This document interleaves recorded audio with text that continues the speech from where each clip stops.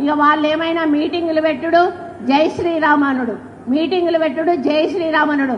మరి జై శ్రీరామ్ అంటే పైనుంచి ఏమన్నా పైసలు పడుతున్నాయా, లేకపోతే ఏమన్నా మనకు పథకాలు వస్తానయా? జై శ్రీరామ్. తెలంగాణ రాష్ట్రానికి సంబంధించినటువంటి దేవాదాయ శాఖ మంత్రి శ్రీమతి కొండా సురేఖ గారు ఒక బహిరంగ సభలో మాట్లాడుతూ జై శ్రీరామ్ అంటే పైసలు పైనుంచి రాలతాయా అని మాట్లాడారు. ఒక దేవాదాయ శాఖ మంత్రిగా ఉన్నటువంటి ఒక వ్యక్తి రాముని గురించి, హిందువుల విశ్వాసాల గురించి ఇంత అవహేళనగా మాట్లాడడం అన్నది ఎట్టి పరిస్థితుల్లోనూ హిందూ సమాజం సహించదు అని విశ్వ హిందూ పరిషత్ తెలియజేస్తున్నారు. అదే సందర్భంలో ఇది కాంగ్రెస్ పార్టీకి కొత్త కాదని కూడా హిందూ సమాజానికి విశ్వ హిందూ పరిషత్ గుర్తు చేస్తున్నది. ఆవు చేలో మేస్తే దూడ గట్టు మేమేదు. మన ముఖ్యమంత్రి రేవంత్ రెడ్డి గారు కాంగ్రెస్ పార్టీ అంటేనే ముస్లింలు అంటేనే కాంగ్రెస్ పార్టీ అని చెప్పి ప్రకటించారు. ఈ దేశానికి తొలి ప్రధానిని అందించినటువంటి కాంగ్రెస్ పార్టీ తొలి ప్రధాని అయిన జవహర్లాల్ నెహ్రూ గారు నేను ప్రమాదవశాత్తు హిందువుగా పుట్టాను అన్నారు. మరొక కాంగ్రెస్ పార్టీ పూర్వ ప్రధానమంత్రి గారు శ్రీ మన్మోహన్ సింగ్ గారు ఈ దేశపు సంపదలో మొదటి హక్కు ముస్లింలకే ఉందని సిగ్గు లేకుండా ప్రకటించారు. అదే సందర్భంలో కాంగ్రెస్ పార్టీకి సంబంధించిన అధ్యక్షురాలు శ్రీమతి సోనియా గాంధీ గారు హిందూ ఉగ్రవాదం అంటూ ప్రచారం చేశారు. అలాగే కాంగ్రెస్ పార్టీ మరొక నేత రాహుల్ గాంధీ గారు హిందువులు హింసావాదులు అని ప్రచారం చేశారు. కాబట్టి మేమేమీ తక్కువ కాలేదు అన్న విషయంలో ప్రతి సందర్భంలోనూ కాంగ్రెస్ పార్టీ హిందువులను అవహేళన చేయడము, చులకన చేయడము చేస్తూనే వస్తున్నది. ఇది హిందూ సమాజం గుర్తుంచుకోవాలి. వారి మూలాలు హిందూ వ్యతిరేక మూలాలు, ఈ విషయాన్ని మర్చిపోకూడదు. అదే సందర్భంలో గత టీఆర్ఎస్ పార్టీకి సంబంధించినటువంటి ముఖ్యమంత్రి గారు శ్రీ కేసీఆర్ గారు కూడా హిందూగాళ్ళు బొందుగాళ్ళు అని ప్రకటించారు.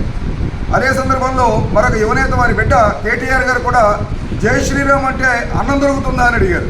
ఇవాళ అదే బాడీలో దేవాదాయ శాఖ మంత్రి గారు శ్రీ కొండా సురేఖ గారు జై శ్రీరామ్ అంటే పైసలు రాలుతాయా అన్నారు. ఎస్, రాలుతాయి. సగర్వంగా విశ్వ హిందూ పరిషత్ ప్రకటిస్తున్నది. భద్రాద్రిలో 2025-26 సంవత్సరంలో జై శ్రీరామ్ అనే భక్తులు 83,72,00,000 రూపాయల పైసలు రాల్చారు. భద్రాద్రిలోనే కాదు, యావత్ తెలంగాణ ప్రాంతంలో ఉన్నటువంటి రామాలయాలకు సంబంధించినటువంటి మందిరాలు ఏవైతే ఎండోమెంట్ శాఖ పరిధిలో ఉన్నాయో 100 కోట్ల రూపాయలు జై శ్రీరామ్ అని నిలదీస్తూ రామభక్తులు, హిందువులు పైసలు ప్రభుత్వానికి రాల్చారు. అదే సందర్భంలో 2024-25లో 353 కోట్ల రూపాయలు సుమారుగా హిందువులు CGF రూపంలో ప్రభుత్వానికి జై శ్రీరామ్ అంటూ కప్పం కడుతూ పైసలు ప్రభుత్వానికి రాల్చారు. 2025-26 సంవత్సరంలో సుమారు 577 కోట్ల రూపాయలు CGF పట్టం జై శ్రీరామ్ అంటూ పైసలు ప్రభుత్వానికి CGF రూపంలో హిందువులు, రామభక్తులు రాల్చారు. ఇక్కడ ఒక విషయం స్పష్టంగా చెబుతున్నాం. మేము ఆనాడు మొఘలాయల కప్పం కట్టాము, ఆ తర్వాత క్రైస్తవులైన బ్రిటిష్ వారికి కప్పం కట్టాము. ఇవాళ ప్రభుత్వానికి CGF రూపంలో హిందువులు కప్పం కడుతున్నారు.